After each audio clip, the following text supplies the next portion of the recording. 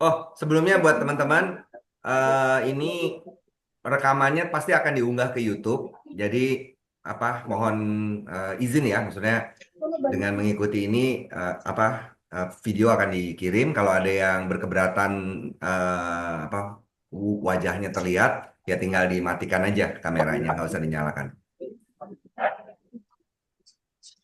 Oke, mungkin sebelum mulai Mbak Nia ya, aku jelasin dulu lah. Kumpul-kumpul malam kayak gini ngapain sih gitu kan? Ya, kumpul-kumpul seperti ini sebenarnya di KBM tuh udah cukup lama ya. Kalau nggak salah inisiasinya tuh 2 tahun lalu. 2 tahun lalu eh, itu mulai angka member tuh kalau nggak salah sekitar 300 ya. Sekitar 300 dan itu ya pingin ngumpul lah gitu kan. Saya undang beberapa narsum gitu kan yang tergabung di KBM dan mereka saya amati punya latar belakang profesionalnya nulis gitu kan. Beberapa narsum itu mereka memang profesional penulis. Dan ya namanya waktu itu cukup intens ya karena konsepnya mingguan. Akhirnya eh, kendalanya adalah waktu itu eh, mencari narsumnya. Akhirnya terhenti di sekitar pertemuan keempat kalau nggak salah. Terus tahun lalu apa ya? Oh enggak, awal tahun ini. Awal tahun ini saya coba mulai lagi, tapi mungkin cuman jadi sebulan empat pertemuan gitu. 1 bulan, 1 pekan satu. Kalau nggak salah itu di bulan Januari. Habis itu vakum lagi gitu kan. Yang kendalanya tetap karena saat itu Januari itu saya masih sendirian juga ya. Jadi dapatkan narsum itu cukup menyita waktu gitu kan. Nah, sekarang alhamdulillah KBM makin ramai, makin rame dan ya saya rasa sih semakin butuh nih teman-teman untuk berkumpul secara bentuknya forum ya. Jadi nggak cuma interaksi di respon di tulisan di Medium, tapi juga bentuknya forum. Nah, malam ini di setting untuk ada bincang-bincang dari penulis gitu kan. Nanti eh, narsumnya gitu kan, atau teman-teman penulis itu bakal cerita proses menulisnya, inspirasinya, mungkin kendalanya dan segala macam. Nanti kita bisa bincang lanjutan soal pengalaman nulis, mungkin juga kendala di profesional mungkin kalau yang eh, aktivitasnya nulis kayak gitu. Nah, seperti itu. Nah, malam ini kesempatannya diberikan ke Mbak Kurnia Savitri gitu kan untuk ya sedikit bercerita gitu kan ya. Kita sharing-sharing bareng, ngobrol juga gitu kan. Jadi yang dipilih pun juga nggak harus yang sudah berpengalaman ya, nggak harus yang udah jago banget nulisnya, mungkin sudah bikin buku dan segala macam enggak gitu kan, nggak ada. Jadi kita cerita kan mungkin dari saya percaya kalau berkomunitas tuh rentangnya banyak ya, rentangnya jauh, rentangnya luas. Jadi ada yang sangat baru banget belajar nulis gitu kan, masih mungkin susah untuk mengerti gramatika bahasa, mungkin juga kosakatanya terbatas. Gitu. Tapi juga mungkin ada juga yang udah pengalaman sekali, terus eh, bacaannya udah bukan yang receh. Gitu. Nah, tapi dengan adanya komunitas, semuanya bisa ngumpul, bisa jadi wadah untuk cair bareng. Gitu. Jadi saling menginspirasi, saling membantu, saling mengangkat gitu kan. Yang di bawah jadi terangkat ke tengah, yang di atas bisa membantu teman-teman yang di bawah untuk naik kualitasnya gitu. Nah, oke, untuk malam ini kita mulai bisa ngobrol dengan Mbak Nia, gitu kan ya, mungkin saya bisa buka dengan pertanyaan. eh Mbak Nia mulai nulis mulai kapan nih? Boleh cerita perkenalan sedikit juga nih, Mbak Nia, latar belakangnya apa, domisili di mana, terus pengalaman mulai nulis kapan? Oke, terima kasih Mas Bagus. Terima kasih semuanya atas kesempatannya. Nah, kalau saya sendiri merupakan orang Jawa ya, lebih tepatnya saya berdomisili di Malang. Kalau mungkin yang belum tahu Malang, Malang itu lebih seperti ke kota terbesar kedua di Jawa Timur setelah Surabaya. Nah, kemudian saya baru aja lulus kuliah ini kebetulan. Saya kuliah di salah satu kampus swasta di Surabaya di jurusan komunikasi. Jadi itu kurang lebihnya perkenalan terkait saya. Nah, kalau ditanya pertanyaannya itu mulai nulis sejak kapan? Nah, saya mulai nulis itu kurang lebih 2021 waktu itu benar-benar mendalaminya ya. Karena waktu itu kan masih pandemi. Nah, waktu masih pandemi ada banyak waktu luang yang bisa kita dapatkan gitu. Nah, dan di saat yang sama saya sedang mempersiapkan masa-masa untuk semester berikutnya. Semester berikutnya itu semester atas, semester 5 ke atas itu ada mata kuliah yang memang khusus penulisan. Dan memang output dari prodi saya itu sendiri nanti adalah komunikasi lisan dan tulisan gitu. Jadi tugas akhirnya nanti harus menulis satu buah buku itu kalau untuk penulisan itu sendiri atau komunikasi tulis. Gitu. Jadi di semester 5 itu sudah dapat mata kuliah dasar-dasar penulisan. Terus kemudian semester 6 penulisan ilmiah, semester 7 saya dapat skripsi, semester 8 itu tugas akhir yang bikin buku itu tadi. Tapi kalau dibilang apakah sudah ahli ya tentu saja belum. Tentu saja masih belum, masih masih perlu banyak belajarnya, masih perlu untuk upgrade skillnya, nah intinya gitu. Dan itu saya rasakan saya dapatkan dengan baik ya di KBM ini, karena di KBM ini kan ada spektrum apa ya komunitas dengan spektrum yang cukup luas gitu dari baik itu dengan orang yang berbagai latar belakang pendidikan, terus kemudian minat dan juga topik dalam penulisan gitu. Oke, oke. Di buku pertamanya, anu nih, eh dokumen skripsi ya. Iya, bukunya itu ada enggak Mas kalau kalau skripsi itu kan memang suatu keharusan ya bagi seorang syarat lulus sarjana gitu. Nah, kalau buku itu Oke. ada sendiri. Jadi kayak dari dosennya itu udah ada kerangkanya. Bab satu itu nulis apa, bab dua nulis apa sampai 10 bab waktu itu. Nah, Hmm. kalau syarat buku itu kan minimal 50 halaman ya. Nah, akhirnya makanya kenapa dosen saya itu membagi ke 10 bab gitu. Minimal tiap babnya Hmm. itu 5 halaman gitu. Oke, oke, oke. Sebenarnya kalau setahu saya sih buku nggak ada minimal halaman, tapi oke lah. Dan biasanya sih, ya ini juga juga fenomena yang saya temukan ya. Jadi teman-teman tuh ternyata ketika sudah menyelesaikan skripsi, ada juga yang ngerasa kalau nggak mampu nulis. Padahal skripsi itu sebuah karya tulis ya, karya tulis dan itu juga buku gitu kan. Nah, sebenarnya kita perlu mengerti kalau teman-teman yang selesai kuliah, skripsi atau tugas akhir bahkan itu udah nulis loh, itu susah loh ya. Gitu. Nah, di medium nih Mbak Nia, gitu kan. eh Kebanyakan nulis soal apa nih sekarang? Apakah masih tentang hal-hal ilmiah lagi? Kalau di medium, saya pas apa campur sih, ada terkait opini, ada terkait cerita, terus kemudian ada memang hal-hal yang itu sedikit ilmiah ya, karena memang harapannya tuh di medium bukan hanya sekedar apa namanya sekedar nulis atau sekedar cerita gitu.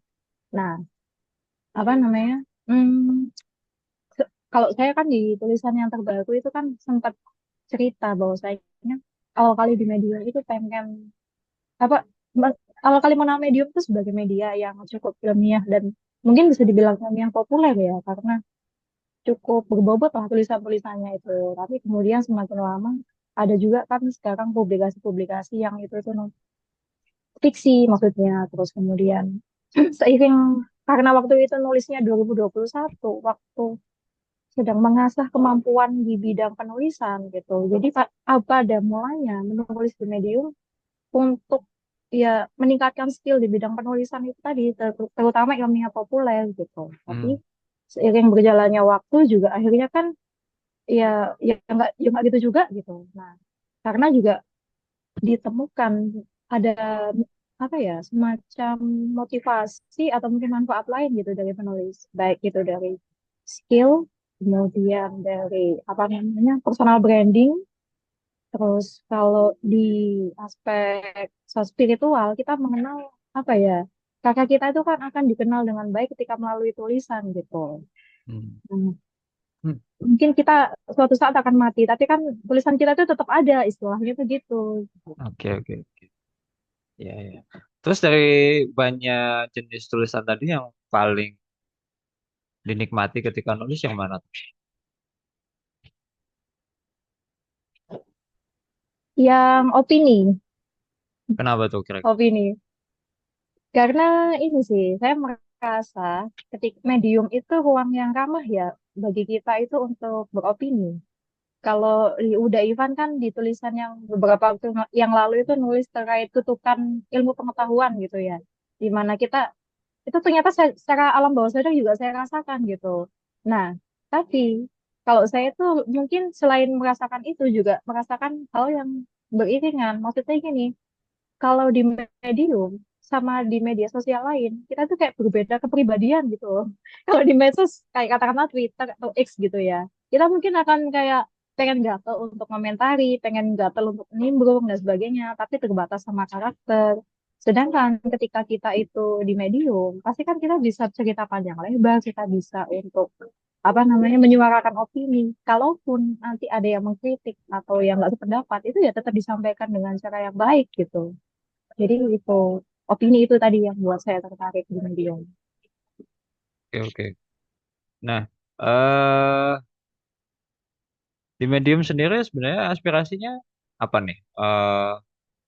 Pengen lebih banyak nulis kah atau dapat duit kah gitu kan? Atau kayak tadi sempat disebutin personal branding gitu kan?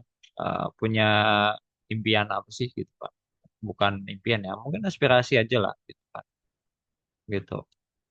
Punya aspirasi apa nih di Medium? Iya, kalau mungkin impian itu mungkin kalau selaras dengan visi atau goals gitu ya. Nah, Hmm.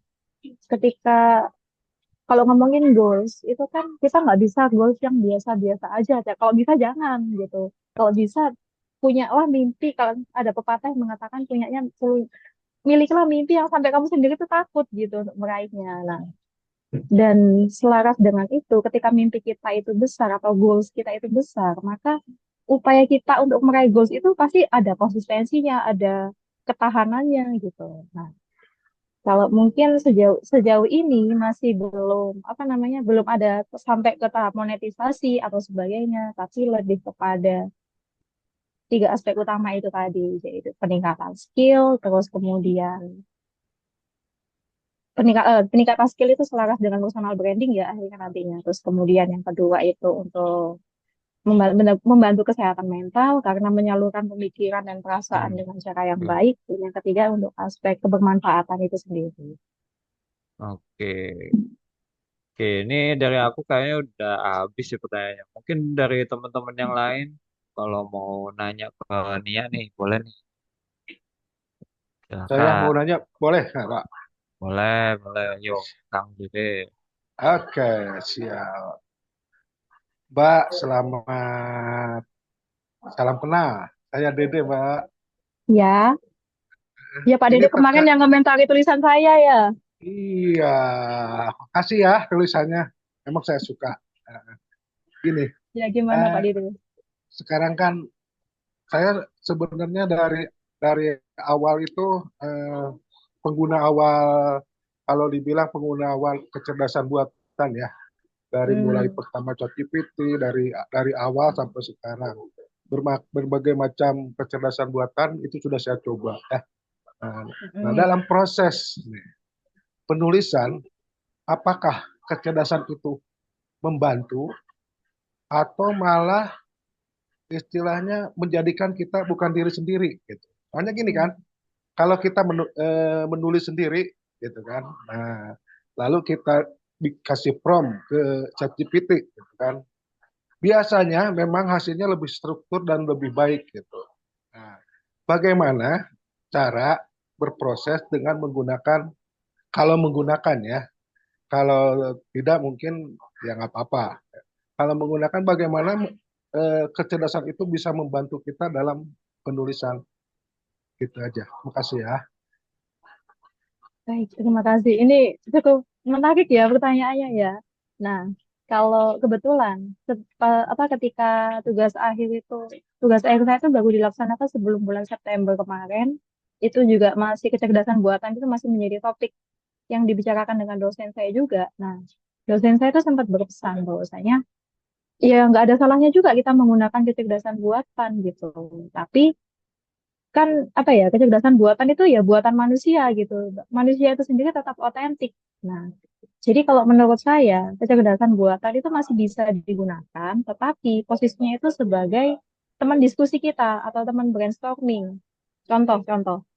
Kemarin saya itu sedang buat draft tulisan dalam bahasa Inggris untuk dikirim ke Medium, tapi masih progres draft ya ini. Lah itu, saya punya judul tapi bingung ya judulnya yang biar menarik itu yang gimana ya. Nah, akhirnya saya diskusi itu sama ChatGPT, saya ngobrol, aku pengen nulis kayak gini, di blogku gini gini gini. Judul aku gagal bagi judulnya tuh gini sih, tapi kalau di bahasa Inggrisnya gimana ya? Itu nanti AI akan bikin rekomendasi judul nanti seperti itu. Atau ketika saya sedang menggunakan sedang membutuhkan untuk struktur argumen. Nah, jadi ketika ingin berargumen itu kan kita membutuhkan setidaknya tiga struktur argumen utama ya. Ada claim, bukan war kan. Jadi ada klaim, kemudian ada data dan analisa. Sederhananya tuh gitu. Nah, untuk menghasilkan kan kita otomatis ketika kita ingin berargumen kita sudah punya klaim tuh. Kemudian kita sudah punya data biasanya karena untuk menghasilkan klaim itu pasti basisnya data. Tapi untuk menghasilkan analisa yang tajam atau mungkin analisa yang relevan, itu kan kita bisa menggunakan berdiskusi dengan orang lain, kemudian menggali data atau mungkin memperdalam bacaan kita gitu. Nah, di sini akhirnya ChatGPT itu berfungsinya di situ. Misalkan saya bilang ke ChatGPT, posisikan dirimu sebagai seorang ahli psikologi klinis dewasa. Kamu berhadapan dengan seorang pasien bla bla bla bla bla. Lah, itu akhirnya dia bisa untuk menjadi teman brainstorming, tapi tetap apa ya, sumber utamanya itu kita tetap perlukan. Misalkan kita minta referensi ke dia dan kita juga eh, nggak menelaah informasi itu mentah-mentah gitu. Mungkin yang lain bisa menambahkan, udah sama Mas, bagus, Loh, pemeran utamanya Mbak Nia loh malam ini. bisa kepala saya Nah, itu jadinya. menarik, menarik. Responnya Mbak Nia juga menarik tuh soal AI. Kemarin saya juga nulis panjang banget soal AI. Yang itu emang cukup rumit ya sebenarnya perkembangannya. Karena memang mesinnya sendiri belajarnya tidak seperti manusia gitu kan. Karena jumlah datanya itu eksponensial yang dia pelajari dan dia bisa belajar dengan otomatis ya, otomatis. Dan cuman yang kemarin tulisan saya eh, itu berkesimpulan kalau di titik ini mereka memang belum, gitu Pak. Di titik ini memang belum dan saya juga menaruh basis argumentasinya itu berdasarkan kata-katanya Sam Altman sendiri. Nah, Sam Altman ini dia pendiri OpenAI yang bikin ChatGPT gitu kan. Seperti kita tahu sekarang AI bot itu jumlahnya banyak banget ya. Kemarin saya ngobrol dengan teman itu dia bisa bikin satu dashboard untuk kalau nggak salah sekitar 30-an chatbot, satu prompt bisa ngeluarin 30 respon berbeda seperti itu. 30 sekaligus ya. Nah, itu dengan logika yang berbeda-beda gitu. Dan penggunaannya bagaimana? Ya, kalau saya sih pendirian saya tetap sama. Kalau AI itu ya tools gitu kan. Selama patokan saya sih sederhana ya. Patokan saya itu selama hukum belum menetapkan dia sebagai entitas ya. Entitas maksudnya dia sebagai pribadi dan dia bisa bertanggung jawab atas apa yang dia sampaikan.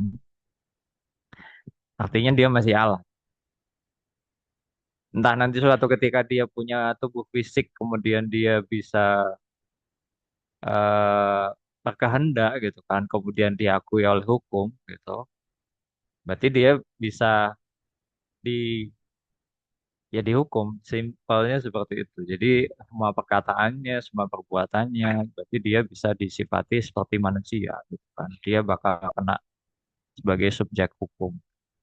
Dan sejauh ini sih eh, belum sampai sana. Walaupun perdebatannya mulai mengarah ke sana, kan karena kajian kecerdasan AI atau imitasi itu udah mulai kemana-mana ya.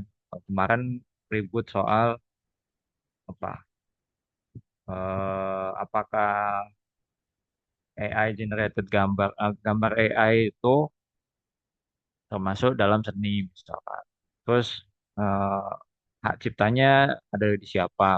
Kayak gitu. Oh, pembahasannya banyak banget. Menarik.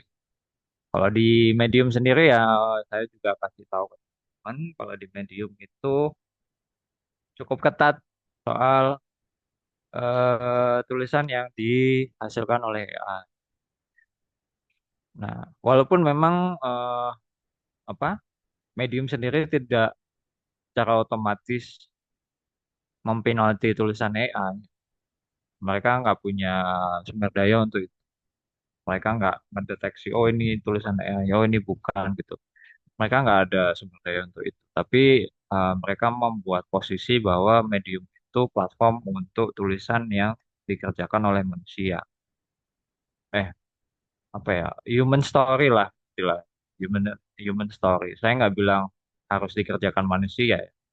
Karena kasusnya adalah AI itu kan alat ya. Karena dia alat, kan, bisa jadi dia juga ngerjakan tulisan manusia gitu. Saya pun beberapa kali juga menggunakan AI untuk em, membantu saya menulis itu. Dalam konteks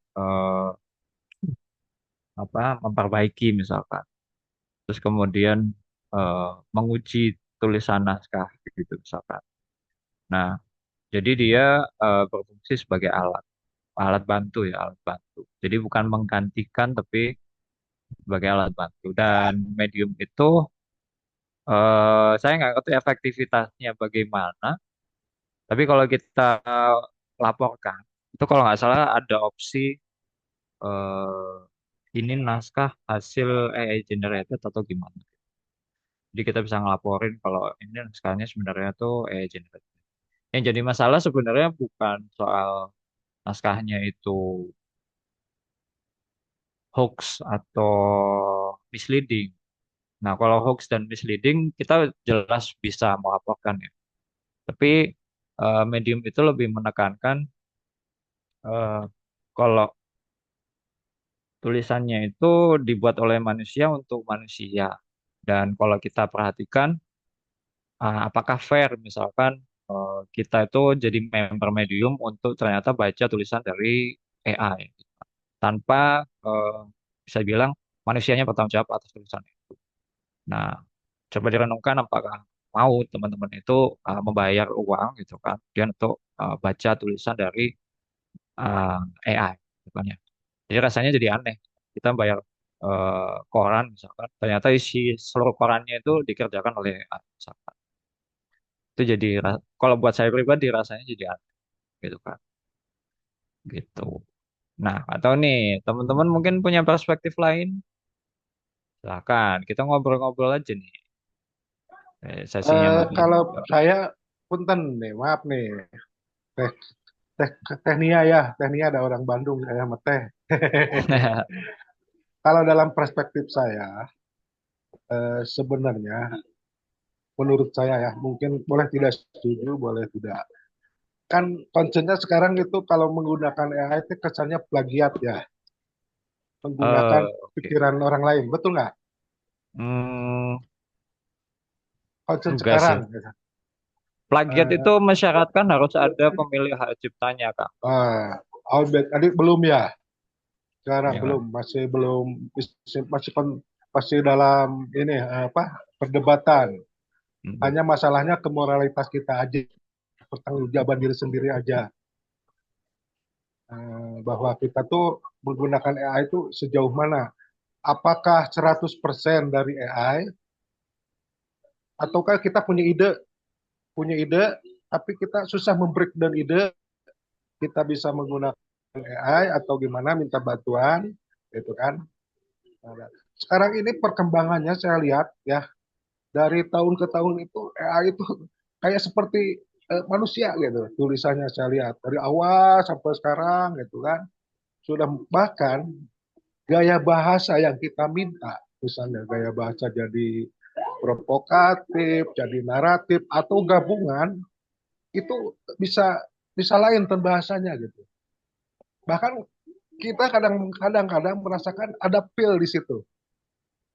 Meskipun itu bahasa mesin gitu. Tapi kita kadang-kadang merasa ada perasaan di situ gitu. Itu mungkin subjektivitas saya ya. Tapi kalau penggunaan AI itu sebenarnya kendalinya ada di diri kita sendiri sih. Apakah itu menghambat kreativitas kita atau menambah kreativitas kita. Kalau saya analogikan lah seperti kita punya kendaraan lah, punya mobil Formula 1 lah istilahnya. Kan tidak setiap orang yang bisa nyetir, bisa menggunakan, bisa memakai mobil itu. Dia baru maksimal kalau orang punya pengetahuan dan pengalaman menggunakan mobil Formula 1. Dalam kasus AI juga sama. Orang yang tidak punya pengetahuan dasar tentang sesuatu, pertanyaan-pertanyaan pada AI-nya juga cenderung tidak mendalam. Jadi AI juga biasanya menjawab juga di permukaan. Tapi kalau kita punya pengetahuan yang mendalam tentang suatu hal, kita bisa mendalami lewat AI tersebut. Ya, fungsinya betul sebagai alat bantu. Tapi itu tergantung pada kemampuan kita untuk mengeksplorasi kecerdasan itu, bagaimana bisa berguna untuk kita. Mungkin itu saja. Terima kasih, Ania. Ya, atur nuhun, Pak Dede.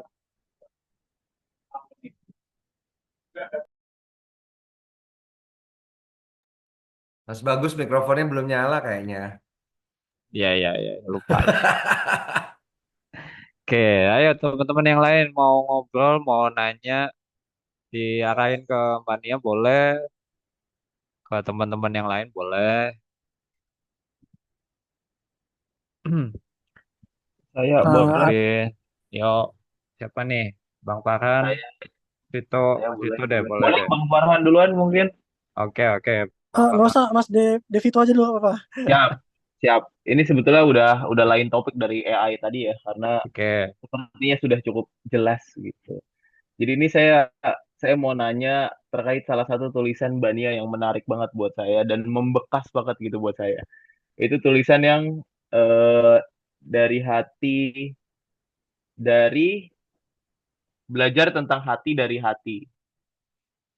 Itu tuh membekas banget, apalagi rumus FAST-nya itu. Validasi, empati, dan solusi. Itu jadi benar-benar saya banyak belajar dari tulisan Mbak Nia yang satu itu, yang menurut saya sangat bagus dan nyaman dibaca. Nah, boleh nggak Mbak Nia ceritain dikit latar belakang dari adanya tulisan tersebut gitu? Kenapa Mbak Nia bisa menulis sedalam itu dan menginspirasi banyak orang yang baca tulisan itu? Boleh? Silahkan Mbak Nia. Oke, jadi itu tulisannya sebenarnya draftnya di kayak apa ya? Bang Mungkin dong share konsepnya tuh, juga dong linknya dong itu kalau oh ada. iya, Devi itu tolong dong. Oke, saya share ya, Mas. Ya, ya. Kalau draftnya itu sudah kayak bukan draft ya, konsep itu sudah ada sejak lama, sejak saya belajar psikologi komunikasi. Jadi saya belajar psikologi komunikasi itu di semester 5. Nah, waktu itu kan kayak mata kuliahnya tuh sepanjang satu semester itu cukup lama. Bagaimana kita itu bisa berkomunikasi sesuai dengan psikologis dari orang yang kita temui gitu, orang yang kita lagi ajak ngobrol nih. Nah, contoh, orang kita ngobrol sama orang yang ekstrovert lebih mudah, itu akan berbeda dengan ngobrol sama orang yang introvert kali. Itu juga sama lebih mudahnya gitu. Atau ngobrol sama orang Sunda, pasti juga akan beda ngobrol sama orang Jawa. Kayak gitu-gitulah. Nah, tapi kalau rumus dari dosen saya itu kan cukup kompleks ya. Maksudnya kita harus memperhatikan kapasitas kita sebagai komunikator, kemudian kapasitas komunikan atau lawan bicara kita, terus nanti pesannya kemasnya gimana, konteksnya harus seperti apa dan sebagainya. Akhirnya saya mikir gimana ya supaya ilmu ini tuh bisa saya gak mudah gitu saya pahami, sekaligus juga bisa gitu diterima sama orang lain gitu.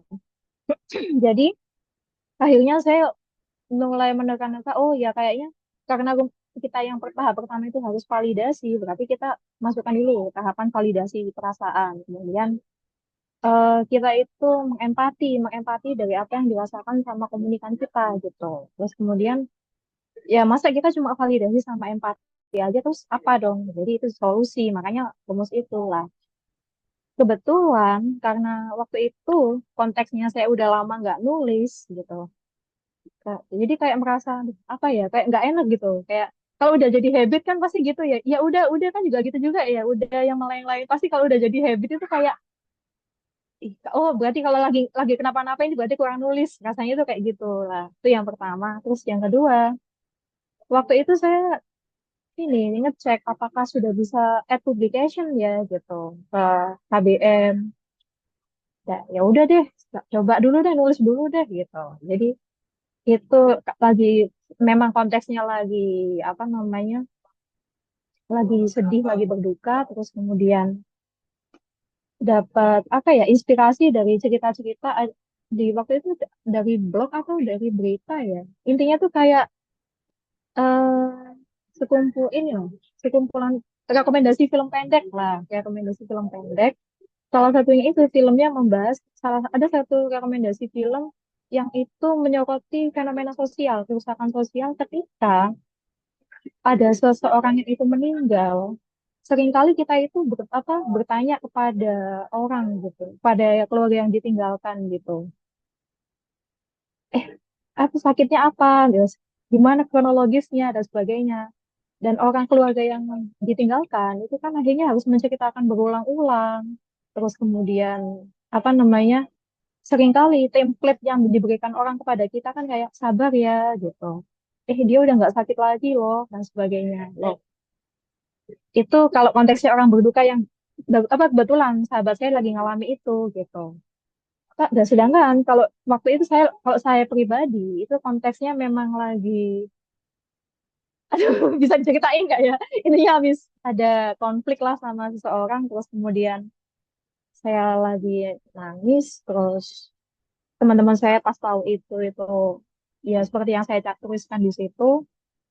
Nah, yang paling template itu kan teman-teman saya, ada teman saya ngomong, ya udah sih, cowok kan nggak cuma dia doang gitu. Masih banyak ikan kok di lautan. Waktu itu gitu kayak, ya gue tahu, gitu kalau dikasih tahu, gue tahu gitu loh. Terus ya terus apa gitu? Lu kan udah belajar psikologi komunikasi, kok nggak diterapin sih? Nah, jadi ada kesel-keselnya dikit. Nah, jadi semua emosi itu dikemas jadi satu, jadi tulisan gitu. Jadi udah ada kelegaan sendiri ketika nulis itu udah selesai. Terus bahkan publikasi, terus dapat sambutan yang baik dari KBM. Jadi itu sih memang dari cerita pengalaman pribadi, terus ada pesan emosinya di situ. Jadi itulah mungkin ya. Terus sama ingat satu kalimat yang terakhir yang dari dosen saya gitu.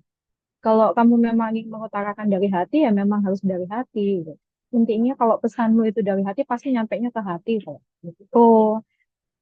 Jadi karena saya sendiri juga apa ya, mungkin kalau dikatakan Nietzsche itu ya nggak bisa disebut Nietzsche juga. Jadi kayak dikenalnya tuh tulisan-tulisan saya. Banyak kan tuh pasti diawali dari cerita dulu, karena memang stimulusnya kebanyakan dari cerita gitu, dari data atau mungkin pengalaman real, terus kemudian dari cerita orang lain, atau mungkin permasalahan sosial yang itu kayaknya perlu untuk disuarakan deh.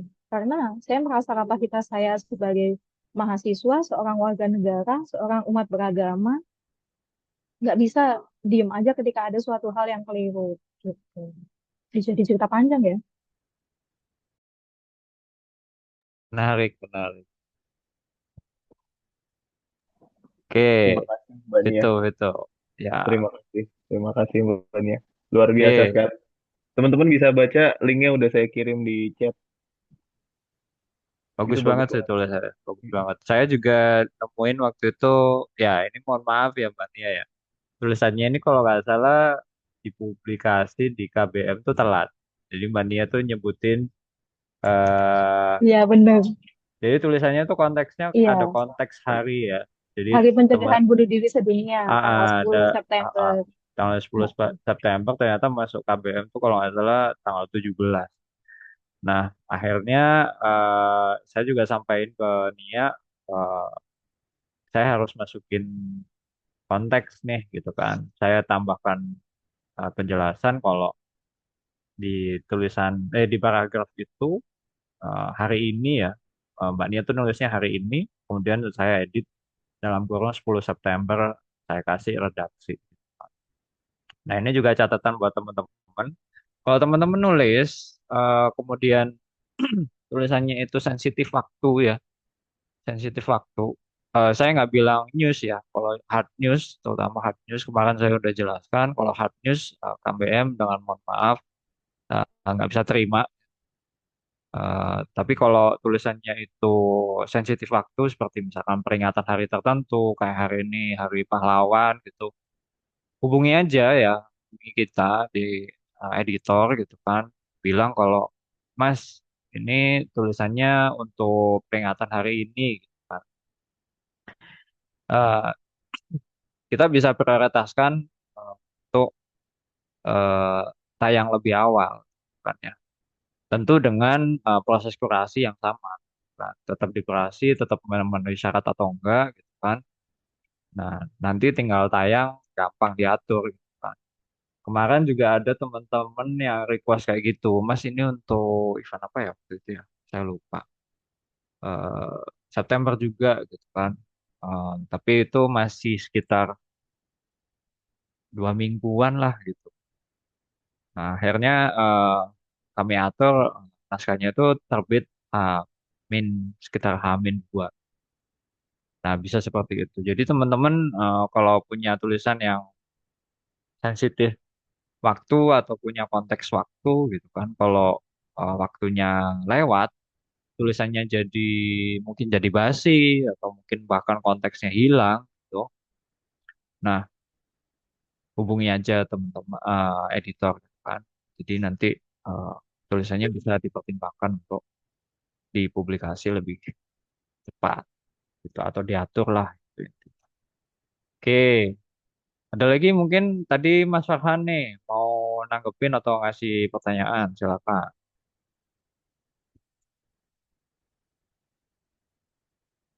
Ke teman-teman yang lain boleh.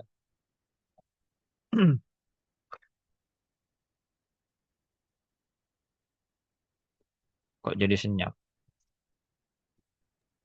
Saya Heh, nanya deh kalau gitu. oke udah silakan. Mania kalau nulis biasanya satu tulisan berapa berapa lama Mania selesai? Kayaknya kalau agak panjang yang sampai 1000 kata, 5 menitan itu sekitar 2 jaman disambil itu udah sampai edit-edit sih, udah sampai suasunting gitu. Iya, 1000 kata 2 jam. 1.000 kata ya. Nah, ini standarnya ya. Saya standarnya 500 kata loh.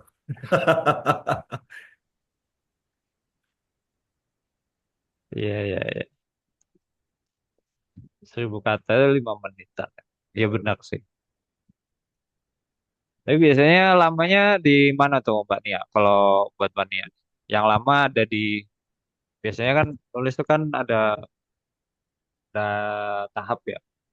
Ada ideasi, Mm-mm. ada kemudian riset, kemudian mulai nulis draft, kemudian mungkin finalisasi gitu. Bahkan mungkin ada Mm-mm. tahap kelima biasanya publikasinya tuh nunggu waktu. Bisa nunggu mood, bisa nunggu deadline, bisa nunggu momentum, macam-macam deh. Nah, yang paling lama nih bagian mana nih, Mbak Nia? Jawaban bercandanya, ngumpulin niat nulisnya. Oke. Nah, tapi kalau lama ini sih ketika apa ya? Katakanlah data udah ada nih, ide udah ada, terus kemudian konsep udah selesai nih, kerangka udah Hmm. tergambar tuh. Untuk menguraikan menjadi suatu tulisan utuh yang itu runtut, bisa dipahami dan jelas, kayaknya yang lamanya di situ. Karena kan kayak di otak itu masih ada apa, oke diketik dulu, terus nanti bisa aja loncat ke bagian bawahnya atau sebelumnya atau gimana nya. Hmm. Jadi lamanya di situnya yang membuat apa? Membuat tulisan utuhnya setelah mengembangkan kerangka atau konsep itu. Oke. Berarti nulisnya nulis bebas dulu atau nulis sambil ngedit? Kayaknya lebih ke nulis bebas dulu sih. Jadi Oke. kayak apa yang ada di pikiran ada itu ya langsung ditulis aja dulu deh. Nanti bodo amat nanti editnya gimana gitu. Biar sekalian rapi, terus kemudian mengganti diksi yang itu kurang pas, Oke, atau oke. mungkin kalimat nggak efektif, kayak gitu-gitu. Sip, sip, sip, sip. Oke. eh Apa tadi saya mau nanya lupa. Yang lain dulu deh, teman-teman dulu deh. Silakan. Izin saya mau Ya, bertanya ke Farhan. Mbak Nia. Iya, makasih Mbak Kak Nia, Farhan. saya mau nanya, biasa gimana Mbak Nia cara membuat premis itu lebih mudah gitu. Terutama kan saya masih baru 3 bulan ini menulis, jadi sedikit bingung lah untuk menemukan ide. Kemudian dalam 3 bulan pertama ini saya berani menuliskan lagi kembali. Itu pertama kali tulisan saya di-clap sama Uday Padlanin. Nah, itu membuat saya lagi lebih semangat lagi menulis. Nah, itu pertama kali saya dapat clap. Karena saya juga penulis pemula, saya nggak punya guru. Jadi seperti yang dibahas tadi, yang ditanyakan oleh Mas Dede tentang AI, ya juga saya menggunakan AI ya sebagai mentor juga dalam menulis, sebagai ahli penulis. Saya buat promptnya dia sebagai guru, mentor, yang ketika nanti setiap saya menulis, dia memberikan masukan atau reaksi lah. Cuman saya masih takut ketika saya mau nulis di Medium, apakah tulisan saya mirip seperti AI atau tidak. Jadi saya nggak pernah mau ngecek. Jadi saya untuk mendenial, ini pasti tulisan saya nggak mirip sama AI. Cuman kan pasti kan ada lah kemiripan atau kesamaannya. Nah, jadi kira-kiranya saya mau minta tanggapan atau arahan lah dari teman dan rekan-rekan semua terhadap Mbak Nia, udah Ivan Latin, dan Mas Bagus yang udah lama dalam menulis. Nah, sekiranya itu sih yang mau saya tanyakan. Terima kasih. Bahasanya Sebentar dulu. pejabat banget loh itu, arahan. Kurang ini, kurang mohon izin. Mohon izin. Nggak maaf Mas Farhan, bercanda. Silakan. Enggak, tadi yang pertanyaan-pertanyaan itu tadi mengembangkan premis ya atau apa tadi? Boleh dijelaskan lagi? Kurang Iya, jelas di kurang saya. lebih gitu. Bagaimana cara menemukan premisnya dan mengembangkannya lebih cepat gitu. Mungkin premis itu lebih cocok untuk fiksi ya. Kalau untuk Oh, umum itu tesis kita nyebutnya. Oh, kurang lebih gitu Mas ya. Soalnya saya belum memahami gitu dah. Ya, ya. Jadi kan kalau kita secara umum tuh bagi tulisan menjadi non fiksi dan fiksi. Nah, istilah premis itu biasanya digunakan untuk fiksi. Jadi misalnya seorang anak kecil ingin sangat ingin es krim padahal dilarang oleh orang tuanya. Tapi tiba-tiba, nah itu premis tuh. Cuma kalau tesis itu misalnya bahwa hubungan dengan orang dapat dijalin dengan metode PES. Nah, itu tuh tesis tuh. Tesis aja tesis. Oh, oke, siap-siap udah. Ya memang sih kebanyakan saya Indonesia gitu sih, mikirnya nggak seperti premis, cuman saya nyebutnya malah premis gitu. Berarti tesis ya kurang lebih udah gitu ya. Ya, kalau untuk non fiksi kita bisa sebutnya tesis. Oke, siap-siap udah. Oke, jadi kalau menurut saya mungkin lebih ke ini ya, kalau di struktur argumentasi itu kan ada klaim, data sama analisa gitu. Kalau menurut yang dikatakan Kak Farhan tadi itu premis atau mungkin tesis itu mungkin sederhananya seperti klaim ya. Misal Kak Farhan suka topik apa dulu nih? Contoh, kasih saya contoh. Topik. Topiknya paling tentang inilah ketidaksopanan anak muda zaman sekarang gitu lah misalnya. Nah, oke. Ketidaksopanan anak muda zaman sekarang. Misalkan punya klaim, Gen Z itu generasi yang kurang sopan gitu. Kemudian kan itu kan kayak udah kayak tesis utama tuh. Kemudian nanti tinggal diturunin lagi. Kenapa kok Kak Farhan itu menyimpulkan bahwasanya Gen Z itu generasi yang kurang sopan gitu. Nah, di situ kan nyampurin data-data. Contoh, oh misalkan anak muda apa Gen Z itu dominasinya itu apa Gen Z itu yang paling mendominasi sekarang, gitu. Paling banyak generasi sekarang itu Gen Z. Terus yang kedua, Gen Z itu diciptakan apa diciptakan apa bertumbuh besar di era perkembangan teknologi, berbeda dengan generasi sebelumnya yang itu tumbuh besar dengan jauh dari teknologi, tapi itu sangat utama di bidang pendidikan gitu. Oh ya silakan udah. Terima kasih sudah bergabung.